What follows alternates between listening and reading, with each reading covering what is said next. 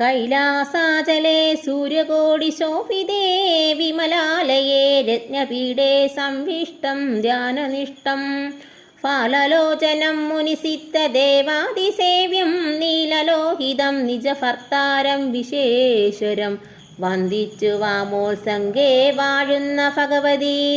സുന്ദരി ഹൈമവതി ചോദിച്ചു ഭക്തിയോടെ സർവാത്മാവായ നാഥ പരമേശ്വര പോറ്റി.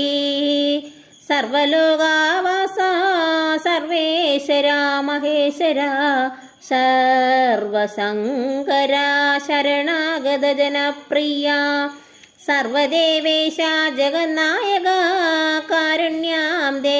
അത്യന്തം രഹസ്യമാം വസ്തുവെന്നിരിക്കലും എത്രയും മഹാനുഭാവന്മാരായുള്ള ജനം ഭക്തിവിശ്വാസ ശുശ്രൂഷാദികൾ കാണും തോറും ഭക്തന്മാർക്കുപദേശം ചെയ്തിടുമെന്ന് കേൾപ്പോ. ആകയാൽ ഞാനുണ്ടെന്നു തിന്തിരുവടി തന്നോടാകാംക്ഷ പരവശ ചേതസാ ചോദിക്കുന്നു.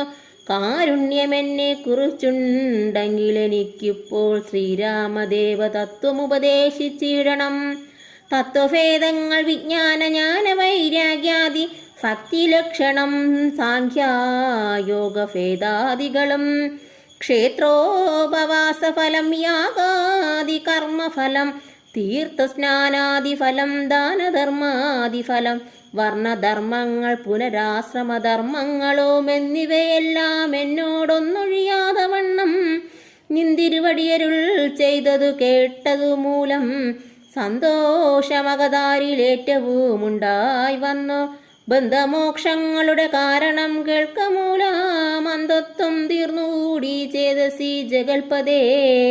ശ്രീരാമദേവൻ തൻ്റെ മാഹാത്മ്യം കേൾപ്പാനുള്ളിൽ പാരമാഗ്രഹമുണ്ടു ഞാനതിൻ പാത്രമെങ്കിൽ കാരുണ്യാന്തേ കനിഞ്ഞരുളി ചെയ്തിടേണമാരും നിന്തിരുവടി ഒഴിഞ്ഞില്ലതു ചൊൽവാൻ.